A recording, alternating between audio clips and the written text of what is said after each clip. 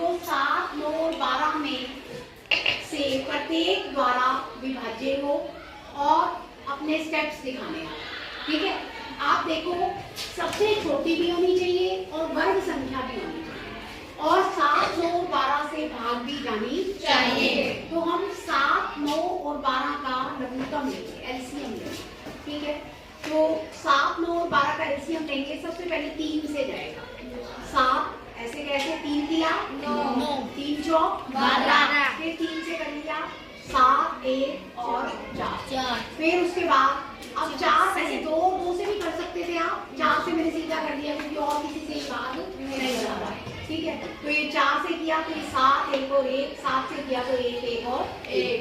तो अब इन सब की गुणा कर लो तो इसका लघुत्तम आएगा 3 गुना 3 गुना 4 गुना 7।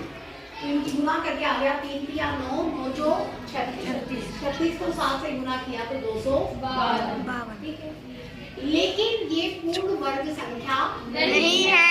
हम ऑब्जर्व कर रहे हैं ये 3 का वर्ग है और ये 2 का वर्ग है। इसमें 7 से गुणा करने पर ये पूर्ण वर्ग संख्या बनेगी।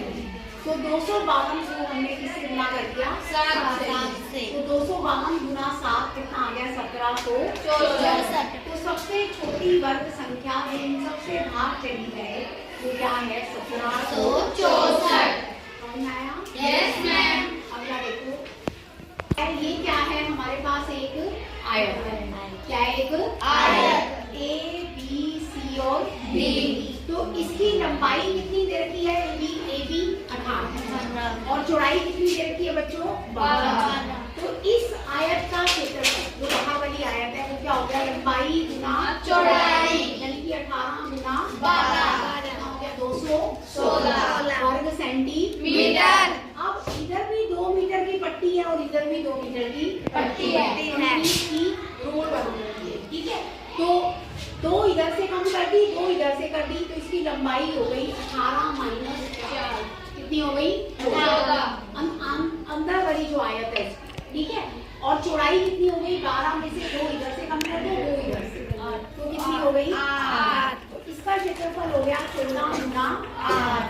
14 8 112। तो हमें सीमा का क्षेत्रफल निकालना है तो ये बन गया 12। कितना आ गया 104 वर्ग सेंटीमीटर। Yes ma'am. ये आपका 30 का क्वेश्चन। 5 जेड की 2 माइनस 20 जेड माइनस 25 के गुणनखंड बनाते हैं। हम ये देख रहे हैं कि ये सारे 5 के गुणज हैं। जो इसके गुणांक हैं वो क्या है 5 के गुणज। तो 5 हमने क्या ले लिया कॉमन। तो ये बन गया जेड की 2 5 चौका 4 जेड 5 बचे 25 माइनस 5। अब हमने मध्य पद को तोड़ना है। मध्य पद को तोड़ना है इस तरह से तोड़ना है।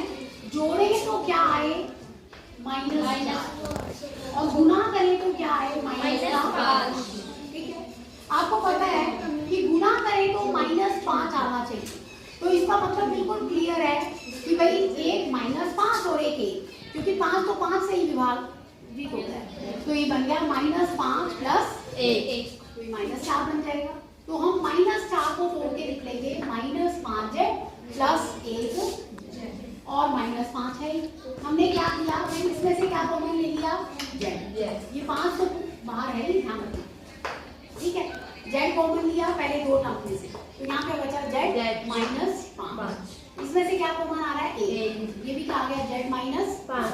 अब जेड -5 दोनों में है तो जेड -5 लिख लिया और यहाँ क्या बचा जेड प्लस 1। इसके गुणनखंड हो गए 5 गुना जेड -5 गुना जेड प्लस 1। ठीक है, क्लियर है सभी को? Yes ma'am. ये आपका क्वेश्चन नंबर 31 हो गया 32वां। ठीक है, अब हम शुरू करेंगे क्वेश्चन नंबर 32वां कि लोगों की संख्या बढ़ रही है तो प्रति व्यक्ति किराए की दर क्या हो रही है घट रही है। प्रति व्यक्ति किराए की दर कम हो रही है घट रही है। क्योंकि देखो बेटा अगर 2 व्यक्ति थे तो 6,000 रुपये एक व्यक्ति को किराया देना पड़ता। व्यक्ति हमने 3 कर दिए तो किराया बढ़ गया 4,000 रुपये प्रति व्यक्ति देना पड़ता। अगर 4 व्यक्ति जाएंगे वैन में तो कितने रुपए देना पड़ रहा है? 3,000 रुपये प्रति व्यक्ति। तो लोगों की संख्या हम जब बढ़ा रहे हैं तो प्रति व्यक्ति किराए की दर क्या हो रही है? घट रही है। तो ये किसकी स्थिति है? क्या सवाल है? आप लिखेंगे यह है प्रति लोग अनुपात की स्थिति है। अनुपात की स्थिति है। समझ रहे हो बच्चों? Yes ma'am. आगे देखो, अगला ये तो फर्स्ट पार्ट हो गया जिनमें क्या संबंध है। अगला कह रहा है यदि 8 लोग वैन किराए पर लेने की योजना बनाए, अगर हम लोगों की संख्या क्या करते हैं बच्चों? 8, तो हमें बताना है प्रति व्यक्ति किराए की दर कितनी होगी। ठीक है, तो आप सभी जानते हैं कि भाई ये प्रति लोग अनुपात की स्थिति है। प्रति लोग अनुपात में हम क्या करते हैं? 2 गुना 6,000 बराबर 8 गुना x। तो x क्या हो जाएगा? 2 गुना 6,000 बटा 8। ठीक है, 2 एकम 2, 2 चौके 8, 4 एकम 4, 4 एकम 4, 2 बचेगा। ऊपर से 0 उतारोगे 4 पंजे 20। तो आपके पास आ गया कि प्रति व्यक्ति किराए की दर कितनी हो जाएगी? 1500 रुपए। अगर व्यक्ति 8 कर दिए हमने तो प्रति व्यक्ति वैन का किराया कितना देना पड़ेगा? 1500। ठीक है, क्लियर है सभी को? Yes ma'am. PQRS एक समांतर चतुर्भुज है। एक सेकेंड, RS एक समांतर चतुर्भुज है।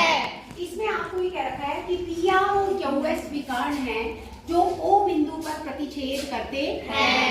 आपको दे रखा है SO 3x जमा 4 है और OQ 2x जमा 5। इसमें हम किस प्रॉपर्टी का यूज करेंगे कि समांतर चतुर्भुज के विकर्ण क्या करते हैं बच्चों? परस्पर समद्विभाजित करते हैं। समद्विभाजित करते हैं। अगर ये परस्पर समद्विभाजित करते हैं तो SO और OQ दोनों बराबर होंगे, क्योंकि ये दोनों बराबर होंगे। समद्विभाजित का मतलब यही है कि 2 बराबर भागों में बांटते हैं। फिर बन जाएगा 3x जमा 4 बराबर 2x जमा 5। 3x में से 2x घटा 3x माइनस 2x, 5 में से 4 घटा 3x में से 2x गया 1x बराबर 1। x की वैल्यू आ गई 1 सेंटीमीटर। ठीक है, अब हमें SQ की लंबाई निकालनी है। किसकी लंबाई निकालनी है बच्चों? तो वो क्या होगी? आप SO निकाल लो चाहे OQ निकाल लो, उसका डबल ही हो जाएगी और x की जगह 1 रख दो। क्या आएगा? 3 एकम 3 SO जमा OQ। ठीक है, तो 3 गुना 1 जमा 4, 3 एकम 3 प्लस 4 कितना होगा? 7। सेम इसमें भी रख सकते हो 2 गुना 1 जमा 5, 7 जमा 7। वैसे भी परस्पर समद्विभाजित कर देते हैं। ये 7 है, कोई भी क्या होगा? 7। तो SQ की लंबाई कितनी आ गई? 14 सेंटीमीटर। विकर्ण SQ की लंबाई कितनी आ गई? 14 सेंटीमीटर। 70,000 रुपए 5% वार्षिक ब्याज की दर से 3 वर्ष के लिए चक्रवृद्धि ब्याज पर उधार लेती है। तो मूलधन कितना हो गया? 72। दर कितनी है? 5%। समय कितना है? 3 वर्ष। तो आप पहले मिश्र धन निकालेंगे कि उसको 3 वर्ष के बाद कितने पैसे देने हैं वो निकालेंगे।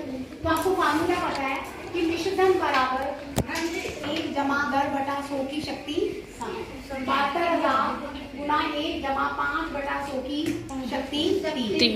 5 एकम 5, 5 दूनी 10, ये काट दिया। ये मैंने सॉल्व किया 1 जमा 1 बटा 20। 1 और 20 का लघुत्तम 20। 20 जमा 1 21 बटा 20 की पावर 30। तो ये आ गया 72,000 गुना 21 बटा 20 गुना 21 बटा 20 गुना 21 बटा 20। ये तीनों जीरो से कट गई। 2 से इसको काटा 36, 2 से फिर काटा 18, फिर 2 से काटा 9, तो 21 और 21 की गुना करी तो 9261, 9261 को 9 से गुना किया तो 83,349। ये तो क्या आया? मिशन धन। क्या आया? मिशन धन। पहले वर्ष अंजलि कितना चुकाती है? 30,000। ठीक है, ये कह रखा है कि वो पहले वर्ष और दूसरे वर्ष आकर कुछ पैसे दे जाती है। तो पहले वर्ष कितने रुपए दे गई? 30,000। और दूसरे वर्ष 25,000। तो दोनों वर्षों के कितने हो गए? 25,000। देने कितने थे? 83,349। तो तीसरे वर्ष में कितने रुपए चुकाने पड़ेंगे? 83,349 में से 55,000 घटाओ तो ये क्या बन जाएगा? 28,349 रुपए। समझ गए? Yes, ma'am.